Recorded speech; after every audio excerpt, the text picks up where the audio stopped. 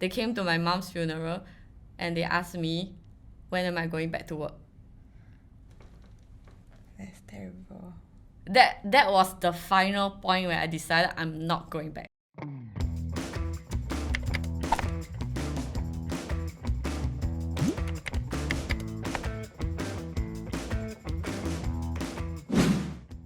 Hi guys, welcome to today's episode of Ask ZULA. I'm Shash, a producer at ZULA. So usually I work behind the camera, but for today's episode, I have the rare honor of hosting it. So please bear with me. But today we are so lucky to have Chanel on the video as our guest, and she'll be sharing with us about her journey from being a teacher to becoming an OnlyFans creator and just doing social media overall. But yeah, we're going to find out a lot more about her today. So stay tuned, and hi Chanel. Hi, I'm Chanel Yui. I am currently a content creator. I also do OnlyFans and I used to be a teacher. So maybe we'll get into that part of your journey first. So like, do you always want to become a teacher? Yeah, I always wanted to be a teacher ever since I was a kid. Yeah, because like I didn't come from a very good family. It was a bit broken. Then the only kind of reliable adults figure that I have around me, other than my mom, is like my teachers lah. Always felt that like, you know, when I grow up I want to be that kind of person to like help other kids that don't have this kind of figure in their life. So then can you tell us a bit more about like what was your own like journey like to become a teacher, to like make that childhood dream actually happen? Oh, actually it was a bit accidental. Like, because I come from a low income family, right? So after I finished JC, I got accepted to a few places, including accountancy, and I was gonna take that, but then MOE replied and then they said they have a scholarship for me to teach art. So they asked me to go and study art. And I was like, okay, I like art, like I'm good at it and it's gonna be way more fun as compared to accountancy. Then did you always want to like pursue art in any way? Actually, I only discovered that I had talent in art in like Sec 2 or something, when my art teacher suddenly said like, hey, this is actually very good. I was like, what? It's good? Like, I didn't know that it's good. When I got offered a chance to like really study art, then I was very happy. Yeah. Can you tell us more about like when you first went into teaching? What was that like experience like? Throughout the scholarship period, means while I was still in uni, we had to do like small internships here and there. Every year you have to clock in a few weeks of training. I would say those were my first few student-teacher kind of interaction. And that was when like I discovered that the culture and the environment lah, and me as a person has some like friction. At the point in time I was very young and I was like, okay, I don't really know how to like dress for work. So I went to my banker sister's closet. Yeah. And I just picked like a dress or whatever. Like OL core. Yeah, OL core. And then I got complained. For your OL core outfit? Yeah, for my OL core. Even God was like, huh? Yeah, it's like, huh? Yeah. It was an ASOS dress. ASOS quite legit, right? Yeah, it was full black ASOS dress, long sleeve, knee length, and then it had a boat neck. That's it. After the morning assembly or something, they were like, oh, can you come to this side? and then they were speaking in hush voices. They were like saying, Oh, actually, today your outfit is not very appropriate. Do you think you're going to a party? and I'm like thinking like, what kind of parties do they go to? Before you go into these like schools and stuff, is there like a rule book per se about like how you can dress, what type of makeup you can wear? No, there wasn't really like this is the only few article of clothing you can wear kind of thing. Could you tell us more about like what were your favorite aspects of teaching, and like what were your like relationship with your students like? My favorite part about being a teacher was definitely being around the kids.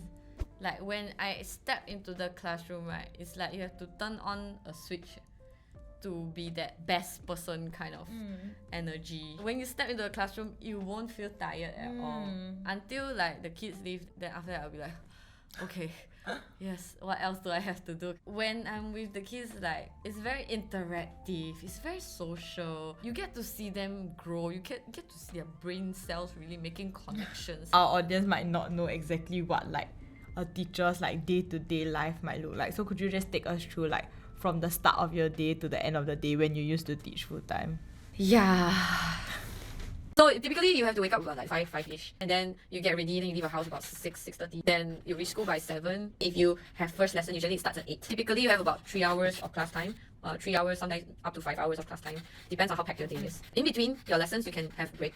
So you can eat or you can prepare for the next lesson or whatever. And sometimes you have other duties like detention, preparing for events, rehearsal. If I teach coursework, and then I'm with the kids doing coursework all the way until like 6:30. Everybody pack up and leave like 7 o'clock. You reach home like 8 or 9 o'clock. Then after that, you only have like 1 hour or 2 hour free time. Then you go and sleep. Then if you got chores or you bring work home to mark or you prepare the next day's stuff, then there's no free time. So you just do all this all the way until you fall asleep. So you have like 12-hour days, like 5 days a week usually. Yeah, every day. And that's 12 hours like physically in the place, but then like it doesn't mean that your work stops. So, and you were keeping this lifestyle as a teacher for how many years? 8 years. I mean, there's holiday lah, but it's like you have to work consecutively for a few months. At which point did you start thinking like, it's time for me to like bounce? Okay, because I don't really fit in their culture. With my free time, I like to explore my hobbies. And my hobbies are not very like typical Singaporean hobbies. Like go look at showroom flat or go Uniqlo buy t-shirt. Sorry lah. I like art. I like fashion. I like modeling. So I spend my free time like attending fashion events or doing photo shoots. I keep getting complaints for like things that appear on social media or the things that I do outside that they somehow found out about. Then they will call me down to the office and then they were like, oh, this is not appropriate, that is not appropriate. Like, did any of your students or like colleagues interact with you about your like side hustles and hobbies in like a positive way? Of course, some of them do follow my accounts. Every new batch of students, like maybe 1 or 2 will like suddenly, hey, you know, this Miss Kang, I saw her down here. Very cool, very cool. They are usually very amazed or they are very like supportive about it because it's not usual. In your like own experience with your students, this has never been a hindrance or like in any way impacted how like your lessons went or like how your interactions went lah? In fact, it has improved my lessons, especially in art, because sometimes I do like recommend artists and photographers or local people in the art scene to my students, and it actually broadens my students' perspectives as well. Because of that, they find me more credible. Like, okay, this person kind of knows her shit. Yeah. Her stuff looks good, is recognized outside. Yeah. And that is how it should be. When did you finally think like, okay, maybe I really do want to leave teaching? Because my mom got diagnosed with lung cancer quite a few years ago, and lung cancer progresses very quickly. It goes to the brain and stuff like that. When it spread to her brain, then she had quite a bit of like cognitive kind of difficulties. And at that point of time, it was very difficult for me and my family. In the first place, my mom and I were the only ones like bringing income to the family, the household lah. My older sister also, but she already moved out, so she has her own expenses to deal with. When stuff started getting difficult for her, like she cannot talk, she don't know where she is, then she cannot work anymore. So she had to quit her job.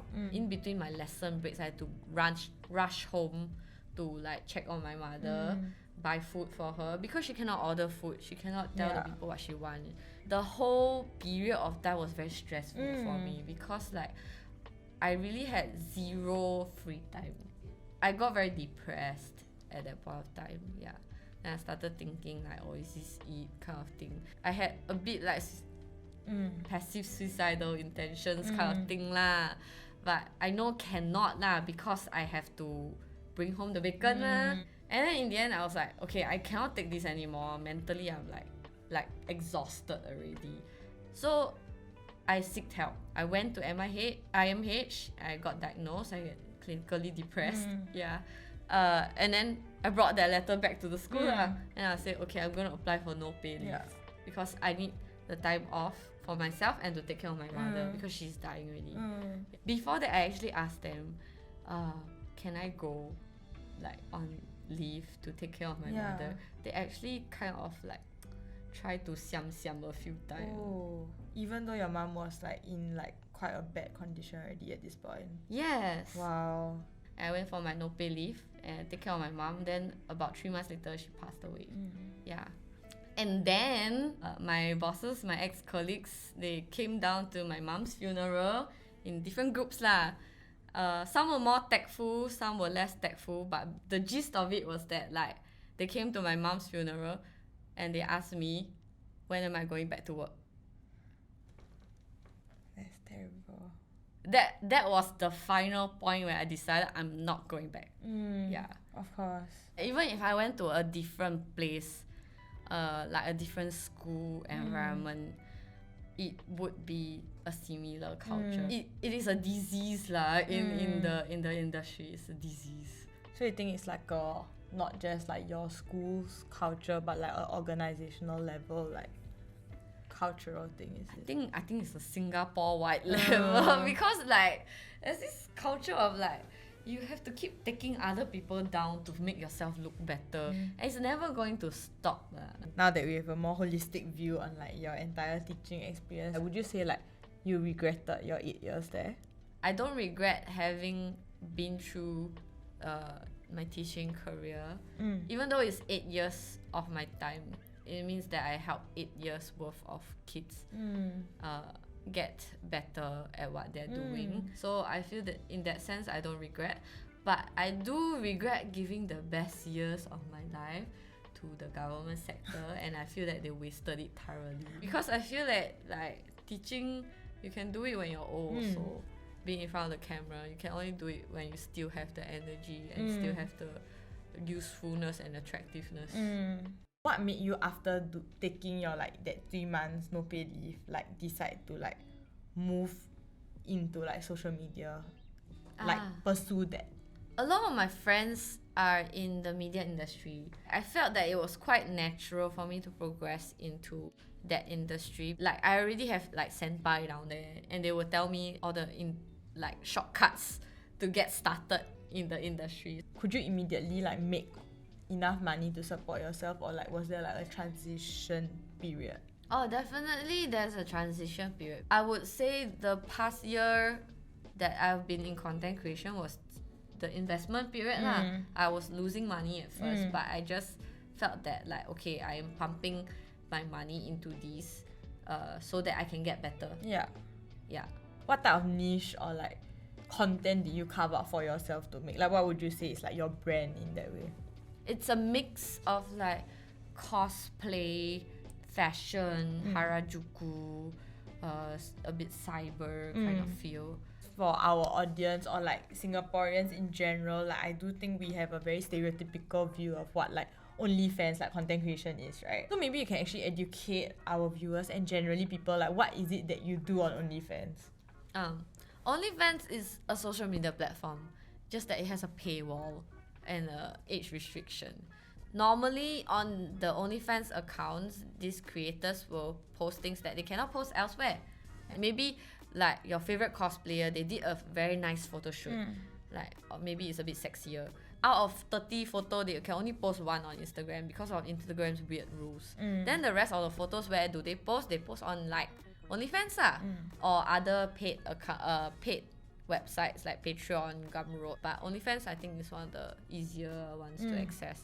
And also it has like many fail-safe checks like age restriction and like you have to have talent release form, so it's quite safe.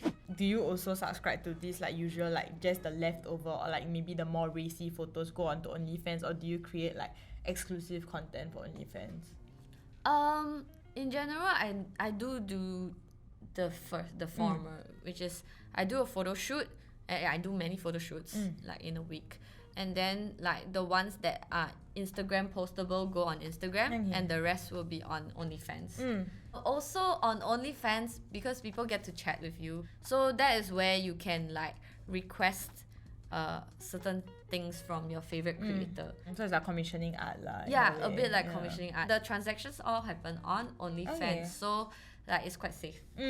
In terms of like your multiple streams of income, right, is OnlyFans something that is like especially lucrative for you? I mean, currently it's the more lucrative one because somehow people keep promoting my OnlyFans. This video will probably do that as well. When you were still trying to tell like people in your life, let's say like your family and friends, about like this new direction you're taking, what was the reactions like? In general, the people around me were very, very supportive because they could tell that I was struggling before. And they see that whatever that I'm doing or I'm going to do is going to bring me so much more like positivity and like benefit in terms of improving myself lah. Like especially mental health wise, they're like, oh, I'll support you, I will share your stuff for you, ask my friends to subscribe. Wow. No, actually no lah, we were joking. I mean there were some doubts, like my older sister had some doubts, but she was just helping me to check my blind spots lah, kind of like do you think about like all your future plans and things like that. Yeah, so I get the concern as well. Do you ever have like interactions with people who say that they are like your former students or like former colleagues on like OnlyFans and stuff? Actually there are some ex-students on my OnlyFans. If everybody is adult already, it's fine, it's fair game. You make your own choices as adults. Do you find it more like interesting or weird, or like is it just another day at work for you when it's like a student, ex-student? I find it more interesting actually. Yeah, some people cannot stand it. Some of them really cannot stand it if they know the person in real life. Yeah, they really like, they will block the person. But for me, I enjoy this kind of interactions. Sure, we were student teacher at one point, but then now we are all adults and we can be friends, we can play together kind of thing. So it's the same, like it's the same as meeting my kids in the club, which happened before. Interesting. So I actually like that kind of interaction. I don't mind meeting people from my OnlyFans in real life. I understand. Like at conventions in public places. Like don't ask me to go to your house or anything. Whatever you're comfortable sharing, maybe range or whatever, but what does your income look like now compared to when you're a teacher? Over the past year, I wasn't making as much as I was as a teacher. And that was how I kind of make the benchmark of whether I'm breaking even or not. But recent few months I have been breaking even, so it kind of matched teacher pay. Previously when I was a teacher, I was earning only about like take home like 4k or less after 8 years. After that, when I first started content creation, my take home pay would be like maybe 1k range kind of thing for a while. Like there are some ups, some downs, and depending on what projects you take. But I think for now I really hit like a break-even point that I can kind of match my previous pay, just whether it's sustainable in the long run. Do you feel like you have other alternative like career options still available to you? There's definitely a lot more career options than previously, because if you are in the government sector, there's only these like 2-3 routes that you can go to follow to further your career. Yeah, but once I'm in the media industry, then I realized that actually I can do a lot more. Like of course the very backup plans, I can always go back to teach. Like nobody cares if you're old and like you want to teach kids like how to say ABC, right? Other than being in front of the camera as a content creator, like after you are not like popular or good enough for the being in front of the camera anymore, you can still do things behind the camera, right? For you, like your career or like your future is like, it's just open to opportunities lah. Like you're not really like dead set on like following down a particular path. Yeah, not really. I can do anything. Like I think that's the best part about like leaving my job. Like I have the freedom to choose what I want to do. Definitely. You have received like, I guess, negative comments and like backlash about like choosing to like do like OnlyFans and stuff like that after being a teacher. Like what are your thoughts about that? I feel that a lot of these commenters are very ignorant because they don't know what OnlyFans is about. They don't know what teacher lifestyle is about. Then they kind of like make these very flat comparisons in their head. Because they have the misconception that like OnlyFans is all about selling your body or being promiscuous, but actually it's just another platform for content creation. Then they will kind of say that this kind of things is immoral, or like they will kind of impose their moral high ground on it lah. Even if OnlyFans is about sex work, why are you so ashamed about sex? Like the person creating it, I'm not ashamed about like like sex or OnlyFans or content creation, why do you feel the need to like say, oh, you should be ashamed of yourself? Because like then you actually, the person commenting is the one that feels shame about it, right? Their own perception that cannot accept that there's something that's outside of their worldview. I guess on that note, we hope that this type of videos or like even our interview with Chanel like helps expand people's like perspectives and like worldview and like thinking about these type of things lah. I mean, we can hope lah, but these people a bit. We just cross our fingers and post the video only, then the rest is up to you. In summary, like what would you say is like your biggest takeaway from your journey so far? The biggest takeaway from my journey is that like I feel that if your job or whatever you're doing, your environment is really impeding your growth as a human, like especially mentally, then you should find a way to leave and not be afraid to like receive help from other people. If your friends cannot help you, then maybe you need some like more professional help, and there's no shame in it. And with that, we've come to the end of today's episode of Ask Zula. Thank you, Chanel, for joining us on this episode and sharing your story so candidly. And thank you guys for watching this video. And as always, if you have anybody else you'd like us to interview on Ask Zula, leave them down in the comments below. And don't forget to like, share, and subscribe. Bye!